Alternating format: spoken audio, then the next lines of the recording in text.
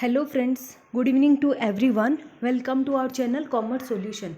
So friends, as we have started our जो कि हमारी पेपर 2 की जो कॉमर्स की है मार्केटिंग मैनेजमेंट यूनिट नंबर 6 और ये बहुत ही इम्पॉर्टेंट और ये बहुत ही इजी है और ये मार्क्स स्कोरिंग यूनिट है.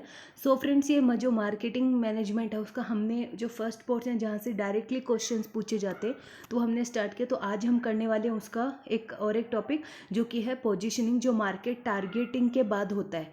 मार्केट टारगेटिंग के बाद आता है क्या? पोजीशनिंग. तो फ्रेंड्स, ये हमारी यूनिट नंबर 6 है मार्केटिंग मैनेजमेंट. लेक्चर स्टार्ट करने से पहले please subscribe my channel, like it, share it. ज़्यादा से ज़्यादा इसे सब्सक्राइब करें, लाइक करें, शेयर करें. और जो भी नए हैं वो भी सब्सक्राइब करें, लाइक करें और शेयर करें, because sharing is caring. So friends, हम स्टार्ट करें हमारी पोजीशनिंग.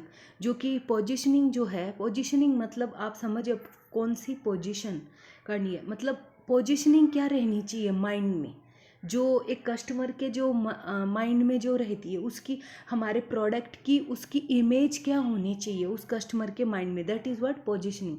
तो हम स्टार्ट कर रहे हैं. पोजीशनिंग किसको रेफ़र करते हैं?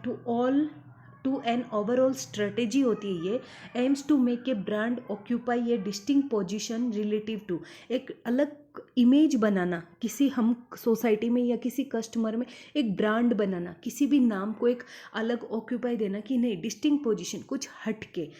Competing brand in the minds of the customer, बस इतना ही, ज़्यादा इसमें कुछ नहीं समझना कि पोजीशनिंग का एकदम सिंपल मीनिंग क्या है कि कस्टमर के माइंड में अलग एक इमेज क्रिएट करना ब्रांड के थ्रू. एक जो दो प्रोडक्ट्स होते हैं, दो कंपनीज़ के प्रोडक्ट्स होते हैं या बहुत सारी कंपनीज़ के प्रोडक्ट होते हैं. जैसे अब हम एप्पल ब्रांड है तो एप्पल को कोई कम्पीट नहीं कर सकता, तो डायरेक्टली एप्पल ब्रांड है तो उसकी एक अलग पोजीशनिंग होती है कस्टमर के माइंड में. तो दैट इज़ व्हाट अपना पोजीशनिंग, उसी को पोजीशनिंग कहते हैं. बाकी इसमें कुछ समझना नहीं है, ज़्यादा डेप्थ में जाएंगे तो ज़्यादा कन्फ्यूज़ होंगे. बाकी आप ये रीड कर लेना. पोजीशनिंग क्या है? इज़ क्लोजली किससे रिलेटेड है? To the concept of perceived value, हमारे जो प्रोडक्ट की जो वैल्यू है ना उससे भी रिलेटेड है. मार्केटिंग इट अलग होनी चाहिए. सो आई होप पोजीशनिंग समझ गए हो. बहुत ही सिंपल मीनिंग में है. Differentiation versus positioning. डिफरेंस और पोजीशनिंग में क्या डिफरेंस है? तो डिफरेंशिएशन किससे क्लोजली रिलेटेड है? To the concept of positioning. ये पोजीशनिंग के रिलेटेड ही वर्ड है, बट पोजीशनिंग मतलब हम एक अच्छी इमेज क्रिएट करना कस्टमर के माइंड में, और वो हमेशा के लिए क्रिएट करना. जैसे ब्रिटानिया है, पार्ले जी है, तो ऑल दीज आर व्हाट. जैसे अभी ये हिंदुस्तान लीवर है, तो कोई भी ऐसे ये नहीं सोचता कि हम ले या नहीं ले प्रोडक्ट. वो डायरेक्टली उस चीज़ को क्या करते हैं, उस पर directly they go for the product, because it is related with what, Hindustan Lever, Parle G, that is, और Apple, all these are what brand होते ही है. तो इसमें क्या क्या अप्रोचेज, हम पोजीशनिंग किस तरीके से होनी चाहिए. जैसे प्री एम्पेटिव पोजीशनिंग होनी चाहिए, जिसमें being the first to claim a benefit और फीचर, इस तरीके से ये सब एक्सक्लूसिव पोजीशनिंग है. सुपरलेटिव पोजीशनिंग है. पोजीशनिंग विथ ए कैटेगरी, मतलब कैटेगरी के साथ पोजीशनिंग होना. पोजीशनिंग बाय कॉम्पिटिटर स्ट्रेटेजी, मतलब अगर हम किसी कंपटीटर के साथ करें तो उसके लिए, अगर हमें किसी कंपटीटर को कम्पीट करना है तो उसकी पोजीशनिंग हम अलग करते हैं. Positioning by according to the product benefit, दो प्रोडक्ट है तो उसके अनुसार एक प्रोडक्ट में क्या क्या बेनिफिट्स होने चाहिए, तो उसके अनुसार अलग उसके कस्टमर के माइंड में उसकी इमेज क्रिएट करना. फिर positioning according to the product attribute, उसके प्रोडक्ट के वैल्यू क्या है, एट्रीब्यूट क्या, what are the values of the product, how we can use the product. तो according to all this product along positioning along with price lines, price line के through भी, prices क्या, prices line, जैसे एक product की कम price है, दूसरे की ज़्यादा है, तो उस प्राइसेस के थ्रू भी हम कस्टमर के इमेज में, माइंड में हम अपनी इमेज सेट कर सकते हैं. So all these are what, ये स्ट्रेटेजी होती है, अप्रोचेज होती है पोजीशनिंग करने की. प्रोडक्ट कंसेप्ट, ये बहुत ही इंपॉर्टेंट है और यहाँ से डायरेक्टली आपको क्वेश्चन पूछे जाते हैं. ये जो प्रीवियस जो हमने पढ़ा है वहाँ से भी पूछे जाते हैं, बट ये बहुत ही इंपॉर्टेंट है. 100% श्योर टॉपिक है मार्केट के. वैसे तो मार्केटिंग के सारे टॉपिक्स ही बहुत ईजी है, थोड़ा सा आप सिर्फ ज़्यादा डेप्थ में नहीं जाना, थोड़ा सा समझना, तो वो सारे डिटेल्स में आपको ऑटोमेटिक समझ में आएगा, सिर्फ मेन मीनिंग समझनी चाहिए हमें कंसेप्ट की, किस तरीके उसे बोलते क्या है, तो तभी हमारा क्लियर हो जाए। तो प्रोडक्ट कंसेप्ट नाम से ही पता है, प्रोडक्ट कंसेप्ट मतलब हमारा जो प्रोडक्ट हम बनाने जा रहे हैं उसका कंसेप्ट क्या है, जो प्रोडक्ट हम अपनी कंपनी में we are going to make the product, manufacture the product, तो what are the concept of the product. तो product concept is the understanding of the dynamic of the product in order to showcase the best qualities। Best quality जो देते हैं product concept मतलब dynamic होना चाहिए, जो product हम बनाने जा रहे हैं उसकी सबसे बेस्ट क्वालिटी होनी चाहिए, उसमें फीचर्स डिस्टिंक्ट फीचर्स होनी चाहिए जो अलग कंपटीटर्स को हम compete कर सके, मार्केट में हम अपना कुछ एक रुतबा बना सके हमारे प्रोडक्ट का, नहीं हमारा प्रोडक्ट सबसे बेस्ट है। तो ऑल ये सब क्या होना चाहिए उसमें, जब भी प्रोडक्ट कंसेप्ट क्या है हमारे कंपनी का, is based upon the idea that customers prefer products that have the most quality होनी चाहिए, उसकी परफॉर्मेंस कैसी होनी चाहिए प्रोडक्ट की, और उसके फीचर्स क्या क्या होने चाहिए। कस्टमर मार्केट में हम कस्टमर क्या देखते हैं, कोई भी कंपनी होती है वो अपना प्रोडक्ट सेल कर लिया, तो what the customer search in the product, they search the product must be a good quality, it must have better performance, उसकी परफॉर्मेंस बेटर हो, it must be a multi features, वो multi features होना चाहिए।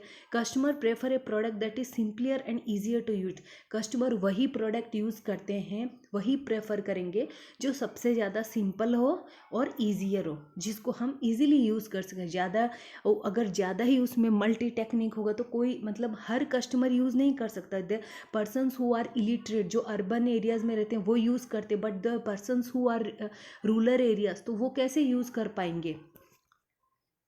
तो product line क्या होती है, product line मतलब हमारी जो एक कंपनी है उसमें हमारे कितने प्रोडक्ट्स हैं, एक ही लाइन में हम कितने प्रोडक्ट्स बना सकते हैं। जैसे अब हम प्रोडक्ट लाइन सिंपल में समझाते हैं, प्रोडक्ट लाइन ये क्या है, a group of product that a company creates under a single brand, एक ब्रांड में बहुत सारे प्रोडक्ट्स बनाना कंपनी के अंदर। जैसे अगर अब अमूल को ले ले एग्जाम्पल, अमूल कंपनी ने क्या किया है, इसमें ज़्यादा डेप्थ में मतलब प्रोडक्ट लाइन समझो, प्रोडक्ट लाइन क्या है, एक कंपनी है जैसे अमूल एग्जाम्पल के, तो अब वो अमूल कंपनी अपने एक ही टाइप के प्रोडक्ट्स बनाती है, किससे रिलेटेड है, all are related with the dairy products, that are what, milk butter, सारे डेयरी प्रोडक्ट्स हैं, उसको हम क्या बोलते हैं, प्रोडक्ट लाइन। उसके अंदर दूध भी आ गया अपना, बटर, घी, दही, योगर्ट, आइसक्रीम, तो ये सारी चीज़ें किससे रिलेटेड है, मिल्क। तो ये एक ही टाइप के प्रोडक्ट है और उसी को हम क्या बोलते हैं, प्रोडक्ट लाइन। तो जैसे क्रीम भी आ गई, shrikhand, gulab jamun, flavoured milk chocolate, all these are related in what, product line. तो बस इतना ही समझना, ज़्यादा डेप्थ में नहीं जाना है कि प्रोडक्ट लाइन इसी को कहते हैं, मतलब we have a company create manufacture the same type of products according to its raw materials, related होते एक दूसरे के साथ। जैसे हिंदुस्तान लीवर है, हिंदुस्तान लीवर हो गए एग्जांपल्स, और ये आईटीसी कंपनीज हो गए, तो ये सारे क्या रिलेटेड है। प्रोडक्ट लाइन में एक्सटेंशन, प्रोडक्ट लाइन में हम क्या क्या एक्सटेंशन करते हैं, when a new product is introduced by the company which is a quite different from the companies current range of product is called product line extension. Suppose ये product line है, इसमें हमने कुछ एक्सटेंड कर दिया, हटके बना दिया, तो वो क्या होगा, एक्सटेंशन, हमारा बढ़ गया, एक्सटेंड करना, बढ़ाना। उसी लाइन में हमारे वो सेम लाइन प्रोडक्ट थे बट उसमें हमने बढ़ा दिए, तो that is what our expand करना, the choices of the customers under a single brand के अंदर हम अपने प्रोडक्ट्स को एक्सटेंड करते हैं। जैसे एग्जांपल, और उसमें मेरिट्स क्या क्या है, लाइन एक्सटेंशन में रिक्स होती है, क्योंकि the risks of new product development reduces when the new variant is launch to the existing product, जो पहले के प्रोडक्ट हैं उनको कम कर देती है। तो ये भी एक रिक्स होती है कि नए प्रोडक्ट के चलते पुराने वाले प्रोडक्ट्स थे वो कम हो जाते, उनकी सेल कम हो जाती है और उनकी इमेज कम, तो ये भी एक रिक्स है। Customer loyalty, when A company extend it's product line by introducing A varied product, the customer will choose the companies product over is competitors which will help in maintaining customer loyalty. जब हम कोई भी नया product हम launch कर रहे हैं तो वो कस्टमर्स, उसमें कस्टमर लॉयल्टी होनी चाहिए, तो कस्टमर कंपटीटर के प्रोडक्ट को छोड़ के हमारे प्रोडक्ट, तो it must B customer loyal. Market expansion, market को बढ़ाना, ब्रांडिंग करना, हम अपने प्रोडक्ट की ब्रांड करते हैं, customers are likely to buy the products offered by an existing and familiar brand. जो ब्रांड आते हैं ना बड़े बड़े, जैसे अभी अमूल का ब्रांड है, फिर हिंदुस्तान लीवर के ब्रांड है, पार्ले जी बिस्किट्स के, तो ये सब क्या होगा, जितना हम ब्रांड करेंगे, ब्रांडिंग के थ्रू कस्टमर्स के माइंड में हम प्रोडक्ट लाइन कर सकते हैं। फिर प्रोडक्ट वर्जन, प्रोडक्ट के अलग अलग वर्जन्स, अलग अलग नए नए तरीके, introduce A number of versions of a single product. एक ही प्रोडक्ट के बहुत सारे अलग अलग वर्जन्स हम क्या करते हैं, उसको इंट्रोड्यूस करते हैं। तो ये आ गए हमारे प्रोडक्ट वर्जन में। सो फ्रेंड्स, आज आई होप आज का लेक्चर बहुत ही इंटरेस्टिंग था, और क्योंकि सारे रिलेटेड कंसेप्ट थे। तो आज के लेक्चर में बस इतना ही। अगर कोई क्वेरीज हो तो then please write in the comment box and subscribe my channel, like it, share it, ज़्यादा से ज़्यादा इसे शेयर कीजिए, लाइक कीजिए, because sharing is caring. Thank you, bye bye.